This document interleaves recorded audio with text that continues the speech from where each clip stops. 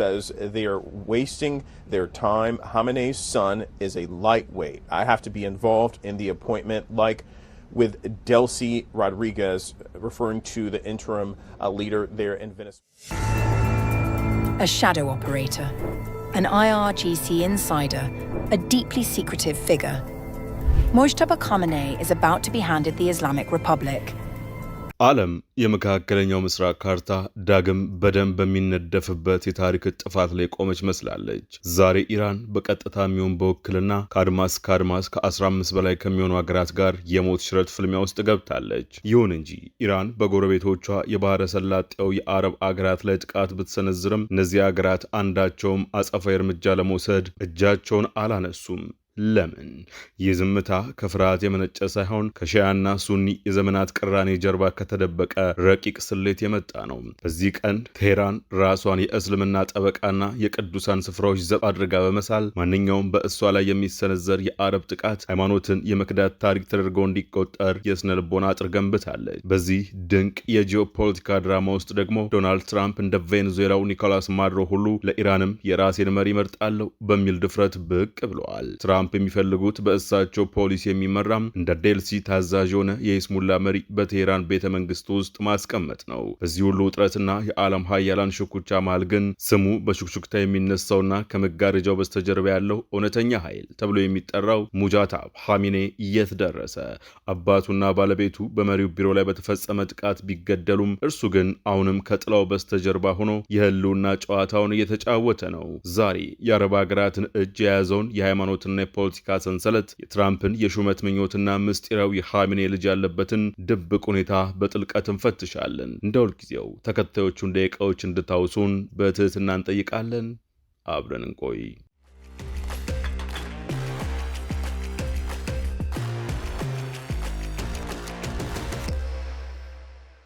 ነገ ቅዳሜ አንደኛ ሳምንቱን በሚያስቆጥረው የመካከለኛው ምስራቅ ጦርነት ቢያንስ 16 ሀገራት በቀጥታና በተዘዋዋሪ እየተሳተፉበት ነው። ኢራን አንድ ብቻዋን ከ15 በላይ ሀገራት ጋር እየተዋጋች ነው እንደማለት። በኢራን ውስጥ ያለው ጦርነት ከመካከለኛው ምስራቅ ባለፈ በፍጥነት እየተስፋፋ ሲሆን የአሜሪካን አጋሮችና ጉዳዩ በቀጥታ የማይመለከታቸውን ሀገራት ጭምር እየሳበ ይገኛል። ዩናይትድ ስቴትስና እስራኤል ዋሽንግተን ኦፕሬሽን ኤፒክ ፊውሪ፣ ቴልአቪቭ ደግሞ ኦፕሬሽን ሮሪንግ ላይን ሲሉ ሰይመው ኢራን ላይ ፈቱት ጦርነት ሁለቱ ሀገራት ግንባር ቀደም ቢሆኑም የገልፍ የአውሮፓና የመካከለኛው ምስራቅ ሀገራትን በቀጥታም ባይሆን በጦርነቱ ውስጥ እየተሳተፉ ነው፣ አሊያም የጦርነቱን ዳፋ ቀምሰዋል። ቅዳሜ ጥቃቱ ከተጀመረ አንስቶ ኢራን በእስራኤልና በበርካታ የባህረ ሰላጤው ሀገራት ላይ የአጸፋ እርምጃ የወሰደች ሲሆን ይህም ቀጠናውን ይበልጥ ወደ ትርምስ ከቶታል። በመላው ቀጠናው የሚገኙ የአሜሪካ ኤምባሲዎች በከፍተኛ ጥንቃቄ ላይ ይገኛሉ። የውጭ ጉዳይ መስሪያ ቤቱም አሜሪካውያን በአስቸኳይ ለቀው እንዲወጡ እያሳሰበ ነው። አሜሪካና እስራኤል በኢራን ላይ ከፈቱ ጦርነት ተከትሎ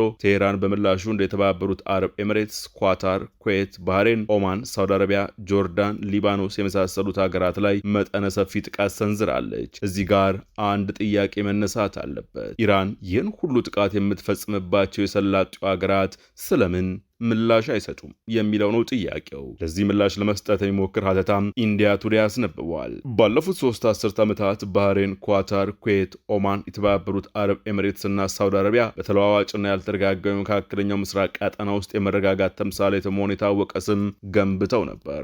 ነገር ግን የኢራን ሚሳኤሎችና ድሮኖች በባህረ ሰላጤው ሀገራት የሚገኙ የአሜሪካ የጦር ሰፈሮችን ብቻ ሳይሆን በዱባይና በአቡዳቢ የሚገኙ የቅንጦት ሆቴሎችንና የመኖሪያ አካባቢዎችን ጭምር መምታት ሲጀምሩ ስለ ቀጠናው የነበረው አመለካከት ተቀየረ። ኢራን በኢንዱስትሪና በሲቪል ተቋማት ላይ ጥቃት ብታደርስም እስካሁን ድረስ ግን ሁሉም የአረብ ሀገራት ማለት ይቻላል ራሳቸውን በመግታት ከቴህራን ጋር ቀጥተኛ ግጭት ውስጥ ከመግባት ተቆጥበዋል። ኢራን በእስራኤል በመካከለኛው ምስራቅ በሚገኙ የአሜሪካ የጦር ሰፈሮችና በአረብ ሀገራት ላይ የሚሳኤልና የድሮን ጥቃቶችን የሰነዘረችው የኢራኑ ጠቅላይ መሪ አያቶላ አሊ ኻሜኔ በቅንጅት በተሰነዘረ የአሜሪካና የእስራኤል የአየር ጥቃት መገደላቸውን ተከትሎ ነው። ኻሜኔ የኢራን መንግስት መሪ ብቻ ሳይሆኑ በመላው ዓለም የሚገኙ የሺአ ሙስሊሞች መሪም ነበሩ። በአሁኑ ወቅት የአረብ ሀገራት ከባድ ምርጫ ተደግነውባቸዋል። የሙስሊሙ ኡማ አካል በሆነችው ሀገር ላይ የአጸፋ ጥቃት የሚሰነዝሩ ከሆነ በሰፊው የእስልምና ማህበረሰብ ላይም እንደመቆም ብቻ ሳይሆን ከእስራኤል ጎንም እንደተሰለፉ ተደርገው የመታየት አደጋ ተጋርጦባቸዋል። ይህ የሚሆነው የሺአ መሪ ግድያ በተፈጸመበት ማግስት ነው። ጦርነቱ በተቀሰቀሰ በሶስተኛው ቀን ከሪያድ አንድ ነገር ተሰምቶ ነበር። አልጋ ወራሽ መሐመድ ቢን ሳልማን ጥቃቶቹ የሚቀጥሉ ከሆነ የሳውዲ አረቢያ ንጉሳዊ ጦር ኃይል በኢራን ላይ የአጸፋ እርምጃ እንዲወስድ ፈቅደዋል የሚል። ሳውዲ አረቢያና ኢራን በቀጠናው የበላይነትን ለመያዝ የቆየ ሽኩቻ ቢኖራቸውም እንዲሁም የኢራን ጥቃቶች የአራምኮ ነዳጅ ማጣሪያን ቢመቱም ሪያድ እስካሁን ድረስ ከፍተኛ ጥንቃቄ እያደረገች ነው። ሐሚኔ በተገደሉበት ቀን የካቲት 21 ዋሽንግተን ፖስት እንደዘገበው የሳውዲው አልጋ ወራሽ ከእስራኤሉ ጠቅላይ ሚኒስትር ቤንያሚን ኔታንያሁ ጋር በመሆን ፕሬዝደንት ዶናልድ ትራምፕ በኢራን ላይ ጥቃቱ እንዲሰነዝሩ ግፊት አድርገዋል። በዝግ በሮች በስተጀርባ የተከናወነው ምንም ይሁን ምን ሳውዲ አረቢያ በይፋ ግን ለኢራን ቀውስ ዲፕሎማሲያዊ መፍትሄ እንዲፈለግ ጥሪ ያቀረበች ነው። የአሜሪካው ፕሬዝደንት ዶናልድ ትራምፕ ሰኞ ዕለት በሰጡት መግለጫ በርካታ የአረብ ሀገራት በኢራን ጥቃት ከተፈጸመባቸው በኋላ አሁን ላይ በወታደራዊ ጥቃቱ ለመሳተፍ ግፊት እያደረጉ መሆኑን ገልጸዋል። ይሁን እንጂ ይህ የመሆኑ እድሉ አነስተኛ ከመሆኑም በላይ ምናልባትም የአሜሪካው ፕሬዝደንት ሌላ የተሳሳተ መረጃ ሆነ ብለው እያሰራጩ ሊሆን ይችላል። የሙስሊሙ ኡማ የአረብ አገራት ራሳቸውን እንዲገቱ ምክንያቱናል ሲል የሚጠይቀው ሀተታውም በመጀመሪያ የሙስሊሙ ኡማ ጉዳይ እንዴት ወደዚህ ትዕይንት እንደመጣ ወደ መቃኘት ያልፋል። ሙስሊም ኡማ በመላው ዓለም የሚገኙ የሙስሊሞች ስብስብ ሲሆን ጽንሰ ሐሳቡም በቁርአን ውስጥ መሰረት ያለው ነው። ኡማው እንደ ቅኝ አገዛዝ ወይም ከሙስሊም ካልሆኑ ኃይሎች ጋር በሚደረግ ግጭቶች ወቅት ሙስሊሞች በጋራ ጠላቶች ላይ ለማሰባሰብ እንደ ጥሪ ሆኖ ሲያገለግል ቆይቷል። ነገር ግን የሺያና ሱኒ ክፍፍልም አለ። ሁሉም የአረብ ሀገራት አብዛኛው የህዝብ ቁጥራቸው ሱኒ ቢሆንም ኢራን ግን የሺያ ሀገር ነች። ከኢራን በተጨማሪ በኢራቅ በሊባኖስና በፓኪስታን ውስጥ ቁጥሩ ከፍተኛ የሆነ የሺያ ህዝብ ይገኛል። ሆኖም ግን የሺያና የሱኒ ልዩነቶችም ቀደም ባሉት የተወሰኑ ቁልፍ ወቅቶችም ወደ ጎን ተትተው ታይተዋል። ከዚህ ቀደም ለታዩት መሰል ሁኔታዎች አንዱ ትልቅ ምሳሌ የኢራን እስላማዊ ሪፐብሊክ መስራችና የመጀመሪያው ጠቅላይ መሪ አያቶላ ሮሃላ ሆሚኒ ሰኔ 3 ቀን 1989 ሲያርፉ የታየው ነው። የኢራቅ ፕሬዝዳንት ሳዳም ሁሴን ምንም እንኳን ከኢራን ጋር የ8 ዓመት ጦርነት አድርገው የነበረ ቢሆንም በይፋ የሐዘን መግለጫ አውጥተው ነበር። ሶሪያም ለ7 ቀናት የሚቆይ ብሔራዊ ሐዘን አውጃ ነበር። ዋሽንግተን ሪፖርት ኦን ሚድል ኢስት አፌርስ የተሰኘው መጽሔት እንደዘገበው ፕሬዝደንት ሐፊዝ አልአሳድ ሆሚኔን የሻን ስርዓት የደመሰሱና የሙስሊሞችን ዓላማ የተከላከሉ ክቡር ምሁር በማለት አወድሷቸዋል። ሊባኖስም በተመሳሳይ 3 ቀናት ብሔራዊ ሐዘን ማወጇን ዘገባው አስታውሷል። ሌሎችም የአንድነት አጋጣሚዎች ታይተዋል። እንደ አውሮፓውያን አቆጣጠር በ1979 በሆሚኒ የተመራው የኢራን አብዮት ወቅት የተወሰኑ የሱኒ ቡድኖች በሻህ መሐመድ ሬዛ ባህላቪ የምዕራባውያን ተጽዕኖ ላይ እንደመቆም በመቁጠር መጀመሪያ ላይ ድጋፋቸውን ሰጥተው ነበር። በቅርቡ 10 ዓመታት ውስጥ ደግሞ በጋዛ ጉዳይ ላይ በሚደረጉ ተቃውሞች እንደሚታየው ለእስራኤል ያላቸው የጋራ ተቃውሞ ሱኒዎችንና ሺአዎችን አንድ ላይ አምጥቷቸዋል። በ1948 የእስራኤልን መንግስት ምስረታ ተከትሎ የተባባሰ የመጣው በሙስሊሞችና በአይሁዶች መካከል ያለው የዘመናት ሽኩቻ ሌላው አንድነትን የሚፈጥር ነጥብ ሆኖ ቆይቷል። የእስራኤል ድርጊቶች በተደጋጋሚ በመላው የእስልምና ዓለም ላይ የተሰነዘሩ ጥቃቶች ተደርገው ይወሰዳሉ። በዋነኝነትም የእስራኤል ጉዳይ የሺያና የሱኒ ክፍፍልን ጥላ እንዲያጠላበት አድርጎታል። ለዚህም እንደ ማሳያ የሚሆኑ የአብርሃም ስምምነት አብርሃም አኮርድስ ፊርማ ነው። የተባበሩት አረብ ኤምሬትስና ባህሬን ከእስራኤል ጋር ያላቸውን ግንኙነት ወደ መደበኛ ለመመለስ በትራምፕ የተመራውን ስምምነት ፈርመዋል። ሆኖም የኢራን ድጋፍ ያለው ሐማስ ጥቅምት 7 ቀን 2023 እንደ አውሮፓውያን አቆጣጠር በእስራኤል ያደረሰውን እልቂት ተከትሎም አይሁዳዊቷ አገር ጋዛን በቦምብ በመደብደብ ምላሽ ሰጥታለች። በጋዛ ያለው ጦርነት የአብርሃም ስምምነትን ለመፈረም ተዘጋጅቶ የነበረችው ሳውዲ አረቢያ ፊርማዋን እንድታራዝም አድርጓታል። አሁን ባለው የመካከለኛው ምስራቅ ቀውስ ኢራን የባህረ ሰላጤው ሀገራትን ኢላማ ያደረገችው የአሜሪካ የጦር ሰፈሮች ስላሏቸው ብቻ ነው። ምንም እንኳን የጦር ሰፈር ባይኖራትም ኦማን ላይ ጥቃት ሰነዘረች ሲሆን ለድርጊቷም ማብራሪያ ለመስጠት አልዘገየችም። ኢራን በተባበሩት አረብ ኤሚሬትስ ላይ ብቻ በመቶዎች የሚቆጠሩ ባሊስቲክ ሚሳኤሎችን አዝንባለች። ምክንያቱም ከአቡዳቢ በስተደቡብ የሚገኘው የአልዳፍራ አየር ኃይል ሰፈር ለአሜሪካ አየር ኃይል እንደ ዋና ማዕከል የሚያገለግልና በሺዎች የሚቆጠሩ የአሜሪካ ወታደሮችን የሚያስተናግድ በመሆኑ ነው። ከጥቃቶቹ በኋላ አሜሪካ፣ ባህሬን፣ ዮርዳኖስ፣ ኩዌት፣ ኳታር፣ ሳውዲ አረቢያና የተባበሩት አረብ ኤሚሬትስ በጋራ ባወጡት መግለጫ የኢራንን ግድ የለሽ ሲሉ የሰየሙት የሚሳኤልና የድሮን ጥቃቶች የሀገራቱን ሉዓላዊነት የጣሰ ሰላማዊ ሰዎችን ለአደጋ ያጋለጠ ሲሉ ነቅፈውታል። የባህረ ሰላጤው ትብብር ምክር ቤት በምህጻሩ GCC አስቸኳይ ስብሰባ ያደረገ ሲሆን አስከፊ የኢራን ጥቃቶችን በማውገዝ ራስን ለመከላከል ሁሉንም አስፈላጊ እርምጃዎች የመውሰድ መብቱ የተጠበቀ መሆኑንም አረጋግጧል። የሳውዲ አረቢያ ውጭ ጉዳይ ሚኒስቴር በሪያድና በምስራቃዊ ግዛቶች ላይ የተሰነዘሩትን ጥቃቶች በጥብቅ ውድቅ እንደሚያደርግና እንደሚኮንን ገልጾ ምላሽ የመስጠት መብቱ የተጠበቀ የጠበቀ መሆኑን አስታውቋል። ኳታር የውጭ ጉዳይ ሚኒስቴር ጥቃቶቹን ተቀባይነት የሌለው በማለት ጠራቸው ሲሆን የተባበሩት አረብ ኤሚሬትስ ደግሞ ድርጊቱን ግልጽ የሉዓላዊነት ጥሰት በማለት ገልጸዋለች። ሳውዲ አረቢያ ለብዙ አስርት ዓመታት በየመን በሶሪያና በሌሎችም ቦታዎች ላይ ተጽዕኖ ለመፍጠር እንደ ቀጠናዊ ተቀናቃኝ ስታያት ቆይታለች ኢራንን። ይሁን እንጂ ድሮኖች በግዛቷ ውስጥ እየወደቁና የነዳጅ ማጣሪያዎቿን እያቃጠሉ ባሉበት ሁኔታ እንኳን በሳውዲ አረቢያ በኩል የተወሰደ ምንም አይነት እርምጃ የለም። ሰኞ ዕለት የድሮን ጥቃት ካረፈባት በኋላ በነበልባል ሲቃጠል የሚታየው የአራምኮ የነዳጅ ማጣሪያ ምስሎች በይፋ ወጥተዋል። እስካሁን ድረስ የአረብ አገራት በኢራን ላይ የአጸፋ እርምጃ የማይወስዱበት ግልጽ የሆነ ይፋዊ ምክንያት አልቀረበም። ሩሲያና ቻይና የአሜሪካ እስራኤልን ጥቃት ቢያወግዙም እነዚህ አገራትም በኻሜኔ ሞት ዙሪያ ከኢራን ጋር ያላቸውን አብሮነት የሚገልጽ ይፋዊ መግለጫ እንኳን አልሰጡም። ታዋቂ የሆኑ የአረብ መሪዎችም ሆኑ ተጽዕኖ ፈጣሪ ግለሰቦች በኤክስ ገጻቸው ላይ በእስላማዊ አብሮነት ምክንያት ኢራንን በግልጽ የሚደግፍ መልእክት አላስተላለፉም። እነዚህ አገራት የአጸፋ እርምጃ የሚወስዱ ከሆነ ኢራን ያነጣጠረ ጥቃት በመሰንዘር ሁኔታውን ታባብሰዋለች የሚል ስጋት እንዳላቸው አያጠራጥርም። ኢራንም ይህንን በግልጽ አስታውቃለች። ከሁሉም በላይ የሚያሰጋው ትልቁ ፍርሃት በኢራን ላይ የሚሰነዘር ማንኛውም ጥቃት በመላው ዓለም በሚገኙ ሙስሊሞች ዘንድ ሀገራቱ ከአሜሪካ እስራኤል ወገን ጋር እንደቆሙ ተደርጎ መታሰቡ ነው። የአረብ ሀገራት ደግሞ ይህንን መልእክት ለማስተላለፍ አቅሙ የላቸውም። ከዚህ በተጨማሪ ኢራን ባለፉት ዓመታት ራሷን ከምዕራባውያን ጋር የምትታገል የእስላም ተሟጋጅ ተደርጋ ስትቀርብ ቆይታለች። የአረብ ሀገራት ጥቃት የሚሰነዝሩባት ከሆነ ቴህራን ድርጊቱን እንደ በደልና ለምዕራባውያን መገዛት ባርነት ምልክት አድርጋ ልትስለው ትችላለች። በዚህም በቀጠና ውስጥ የብዙዎችን ድጋፍና ሐዘኔታን ልታገኝ ትችላለች። የአረብ ሀገራት ደግሞ ይህንን እድል ለማንኛውም ዋጋ ቢሆን ለኢራን መስጠት አይፈልጉም። የኻሜኔና ሌሎች ከፍተኛ የኢራን ባለስልጣናት ግድያ በኢራን መንግስት ዘንድ እንደ መስዋዕትነት እየተገለጸ ይገኛል። በቅድስት ከተማ ቁም በሚገኘው ጃምካራን መስጊድ አናት ላይ ቀይ ሰንደቅ ዓላማ ተሰቅሏል። በሺዓ እስልምና ቀይ ሰንደቅ ዓላማ የሰማዕትነት ደምን ይወክላል። ብዙውን ጊዜ በመስጊዶች አናት ላይ የሚሰቀል ወይም በሃይማኖታዊ ስነ ስርዓቶች ወቅት በተለይም በሙሐራም ወር የሚውለበለብ ነው። የአረብ ሀገራት ይፋዊ አቋም ምንም ይሁን ምን የኻሜኔ ግድያ በመላው ዓለም በሚገኙ ሙስሊሞች ዘንድ እንደ አንድ የእስልምና መሪ ግድያ ተደርጎ የተወሰደ ነው። የአረብ ሀገራት ከቴህራን ጥቃት እየደረሰባቸው ቢሆንም አሁን ላይ ራሳቸውን ለመግታት የመረጡት ከኢራን ማስጠንቀቂያ በተጨማሪ ይህንን ህዝባዊ ስሜት ግምት ውስጥ በማስገባት ነው። መካከለኛው ምስራቅ እንዲህ በሚናጥበት ወቅት ታዲያ ዶናልድ ትራምፕ አወዛጋቢ አስተያየታቸውን እንደተለመደው መስጠት ቀጥለውበታል። ትናንትናው ዕለት እንኳን ከቤንያሚን ኔታንያሁ ጋር በመሆን በገደሏቸው ኻሜኔ ስፍራ የሚሾሙትን ሰው በተመለከተ ባስተላለፉት መልእክት በቀጣዩ ምርጫ ላይ የግድ መሳተፍ አለብኝ ሲሉ ተደምጠዋል። ዶናልድ ትራምፕ የኢራን ቀጣይ የበላይ መሪ በመምረጡ ሂደት ውስጥ መሳተፍ እንደሚፈልጉ የገለጹ ሲሆን ዓላማቸውም በኢራን የአሰራር ስርዓት ውስጥ ከአሜሪካ ጋር ወዳጃዊ የሆነ አዲስ አመራር እንዲመጣ ማድረግ እንደሆነ ዳግም አረጋግጠዋል። ፕሬዝደንቱ ሐሙስ ዕለት በሰጡት መግለጫ በተገደሉ ጠቅላይ መሪ አሊ ኻሜኔ ምትክ ልጃቸው ሙጃታብ ኻሜኔ እንዳይሾም ያላቸውን ተቃውሞ ገልጸዋል። ትራምፕ ለአክሲዮስ በሰጡት ቃል ጊዜያቸውን በከንቱ እያባከኑ ነው፣ የኻሜኔ ልጅ አቅም የሌለው ነው፣ እኔ በሹመቱ ሂደት ውስጥ መሳተፍ አለብኝ ብለዋል።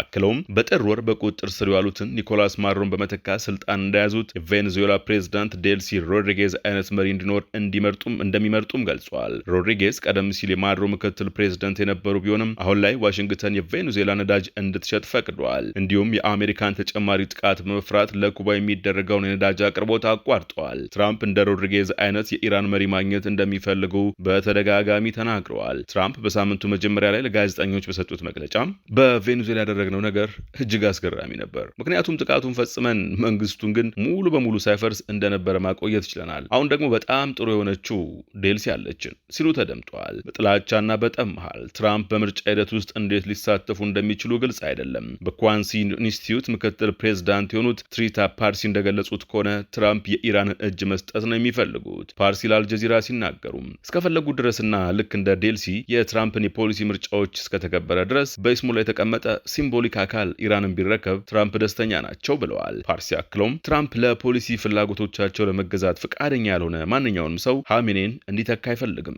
ሲሉ ተናግረዋል። ያንን መሰል ሰው አሁን ካለው የኢራን ስርዓት መዋቅር ውስጥ የሚያገኙ ግን አይመስልም ሲሉም አክለዋል። ፓርሲ ትራምፕ ሰሞኑን በቬኔዙዌላ ሞዴል ላይ ያደረጉት ትኩረት ቀደም ሲል ህዝቡ መንግስቱ ላይ እንዲያምጽ እስከ መቀስቀስ ደርሰው ለኢራን ነጻነት ሲያቀርቡት ከነበረው ጥሪ ጋር የሚጋጩ ነው ተገኝቷል። ትራምፕ ቀደም ሲል ኻሜኔን እንዲተኩ በአእምሯቸው የያዟቸው ሰዎች እንደነበሩ ገልጸው ነበር። ሆኖም እነዚያ ሰዎች በመጀመሪያው የአሜሪካ እስራኤል ጥቃት መገደላቸውን አምነዋል። ይሁን እንጂ 86 ዓመቱ ኻሜኔ ተተኪ ሊሆኑ ይችላሉ ተብሎ ከሚታሰቡት ዋና ዋና ግለሰቦች መካከል ልጃቸው ሙጅታባ የ1979 አብዮት መሪ የሩሃላ ኾሜኔ የልጅ ልጅ የሆነው ሐሰን ኾሜኔና ታዋቂው የሃይማኖት አባት አሊ ሬዛ አራፊ አሁንም በሕይወት ይገኛሉ። የኻሜኔ ተተኪ የሚመረጠው የሊቃውንት ጉባኤ አሰምብሊ ኦፍ ኤክስፐርትስ ተብሎ የሚጠራውና 88 አባላት ባሉት ተመራጭ ምክር ቤት ነው። በዚህ ሳምንት መጀመሪያ ላይ በቅድስት ከተማዋ ቁም የሚገኘውን የዚህ የሊቃውንት ጉባኤ ህንፃ ኢላማ አድርጋለች። የተወሰኑ የእስራኤልና የአሜሪካ መገናኛ ብዙሃን ጥቃቱ ሲፈጸም ምክር ቤቱ አዲስ ጠቅላይ መሪ ለመምረጥ ስብሰባ ላይ ነበር ቢሉም ኢራን ግን ህንፃው ባዶ እንደነበረና አዲስ መሪ የሚመረጥበት ቀን ገና እንዳልተቆረጠ በመግለጽ ዘገባዎቹን አስተባብላለች። The Assembly of Experts in Iran met on March 3rd, 2 sessions, morning and evening, with 56-year-old Mojtaba Khamenei emerging as the clear front-runner.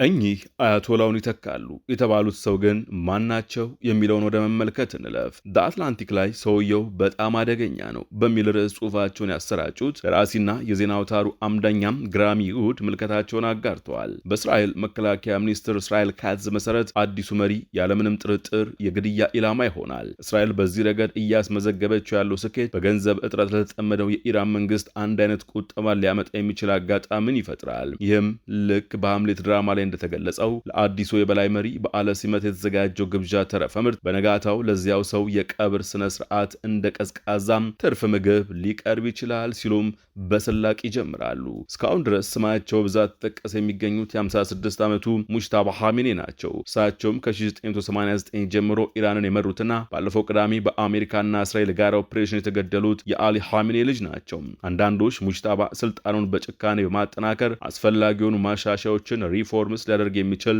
ዘመናዊ አምባገነን ሊሆን ይችላል የሚል ግምት አላቸው። ነገር ግን ይህ ፈጽሞ የማይታሰብ ድንቅ ቅዠት ነው። ባለፈው ወር ጦርነቱ ከመፈንዳቱ በፊት ሙጅታባ የምታውቃቸው አንዲት ግለሰብ እንደነገሩኝ ከሆነ እርሱ በዓለም ላይ እጅግ አደገኛ ሰው ከአባቱ በበለጠ የኃይል እርምጃን የሚመርጥና ጽኑ ርዕዮተ ዓለም ያለው ሰው ነው። አንዱ የሙጅታባ ድክመት ሃይማኖታዊ ልቅ አለመሆኑ ነው። ይህም የመንግስትን ስልጣን እጅግ በላቀ የሺዓ ህግ አዋቂ ስር ለማድረግ የተመሰረተችን አብዮታዊት ሀገር ለመምራት ብቁ አያደርገውም። አባቱን በዚህ ረገድ ጉድለት ነበረባቸው። ነገር ግን እንደ ሙጅታባ ያን ያህል አልነበረም። አሊ ኻሜኒ ሲሾሙ ሆጃት አልኢስላም ነበሩ።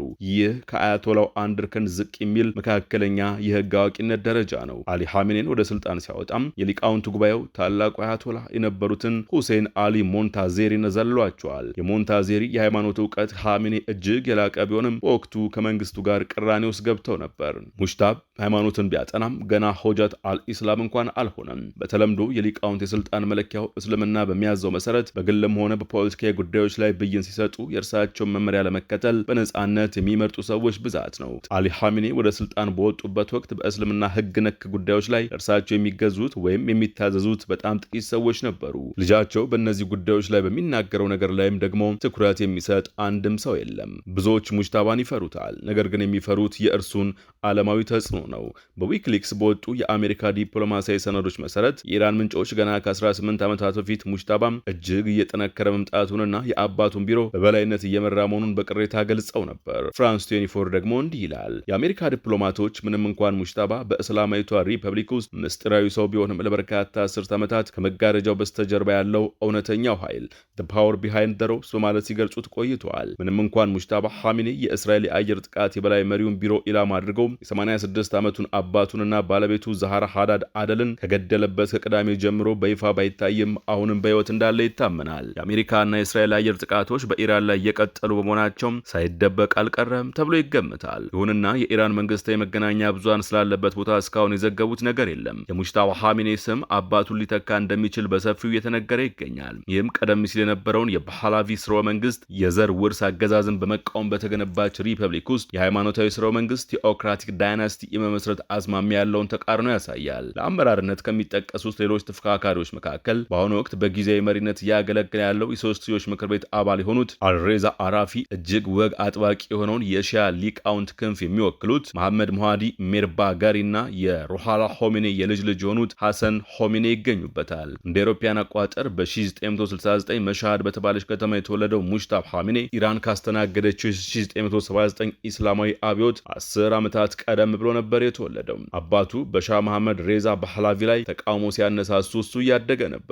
የሻህ አገዛዝ ከወደቀ በኋላ የኻሜኔ ቤተሰብ ወደ ኢራን መዲና ቴህራን ተዛወሩ። ሙጅታባ በኢራን ኢራቅ ጦርነት ወቅት የኢራን ወታደራዊ ክንፍ በሆነው አብዮታዊ ዘብ ውስጥ ተሳትፏል። በዚያም ከእርሱ ጋር የነበሩ በርካታ ሰዎች ምናልባትም በኻሜኔ ቤተሰብ ድጋፍ በኃይለኛ ደህንነትና የስለላ ስልጣን እርከኖች ላይ ወጥተዋል። አባቱ እንደ አውሮፓውያን አቆጣጠር በ1989 የበላይ መሪ ከሆኑ በኋላ ሙጅታባ ኻሜኔና ቤተሰቡ በኢራን ቦኔያዶች ወይም ቀደም ሲል በሻህ ይያዙ በነበሩ የመንግስት ኢንዱስትሪዎችና ሌሎች ሀብቶች በሚደገፉ ግዙፍ ተቋማት ውስጥ የሚገኙ ቢሊዮን የሚቆጠሩ ዶላሮችና የንግድ ንብረቶች ላይ ተጽዕኖ የማሳደር እድልን አግኝቷል። የሱ ስልጣን ከአባቱ ጋር ጎን ለጎን እያደገ የመጣ ሲሆን በቴህራን መሃል በሚገኘውና ቤት ተብሎ በሚጠራው የበላይ መሪው ቢሮ ውስጥ ቁልፍ ተዋናይ ሆኖ አገልግሏል።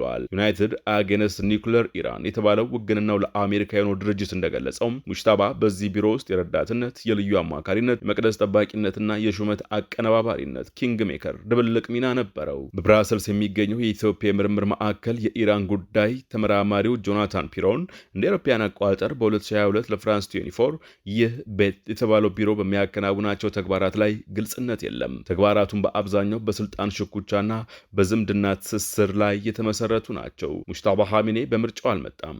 አባቱ በታማኝ ሰዎች ለመከበብ ሲል የሾሙት ናቸው።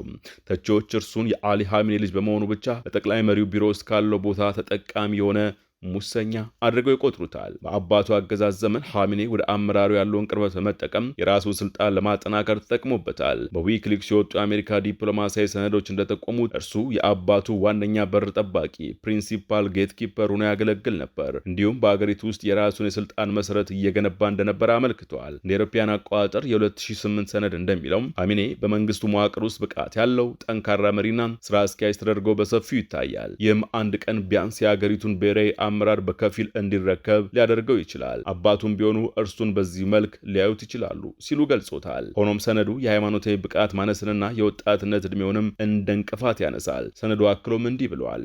ሙጅታባ ባለው ክህሎት፣ ሀብትና ወደር የለሽ የጥቅም ትስስር ምክንያት የአባቱ ሕይወት በቅርብም ሆነ ከዓመታት በኋላ ቢያልፍ ኢራንን በጋራ አመራር ሊመሩ ከሚችሉ እጩዎች መካከል አንዱ ተደርጎ በመንግስቱ የውስጥ አዋቂዎች ዘንድ እንደሚታይ ይነገራል። ዩናይትድ ስቴትስ እንደ አውሮፓውያን አቆጣጠር በ2019 በፕሬዝዳንት ዶናልድ ትራምፕ የመጀመሪያው የስልጣን ዘመን ሙጅታባ የአባቱን ቀጠናዊ ቀውስ የመፍጠር ምኞቶችና በሀገር ውስጥ ያለውን ጨቋኝ ዓላማዎች ለማስፈጸም በመስራቱ ማዕቀብ ጥላበታለች። በመጨረሻም የመካከለኛው ምስራቅ የስልጣን ቼዝ ቦርድ ላይ ቀጣዩን ጠጠር ማን እንደሚጠልፍ ገና አልታወቀም። ኢራን ከ15 በላይ ግንባሮች ጋር እየተፋለመች ነው። የአረብ ሀገራት በሃይማኖታዊና ፖለቲካዊ ስሌት ዝምታን መርጠው፣ ትራምፕ ደግሞ የራሳቸውን ታዛዥ መሪ ለመሾም እያቆበቆቡ ነው። በዚህ ሁሉ ምስቅልቅል መሃል ግን ምስጢራዊ ሙጅታባ ኻሜኔ ከጥላው በስተጀርባ ሆኖ የሚቀጥለውን ታሪክ እየጻፈ ይሆን ወይስ የቴህራን ቤተ መንግስት ለማናውቀው አዲስ እንግዳ በሩን ይከፍታል? የታሪኩ ፍጻሜ ገና አልተጻፈም። የዛሬው ጥያቄ ግን ኢራን የምትወድቀው በውጭ ኃይሎች ጥቃት ነው ወይስ በውስጥ የስልጣን ሽኩቻ? የዛሬውን ትንታኔ በዚሁ አጠናቀቀ። አዲስ ማለዳን ሰብስክራይብ፣ ላይክ እና ሼር ማድረግን አይዘንጉ። ጤና ይስጥልን።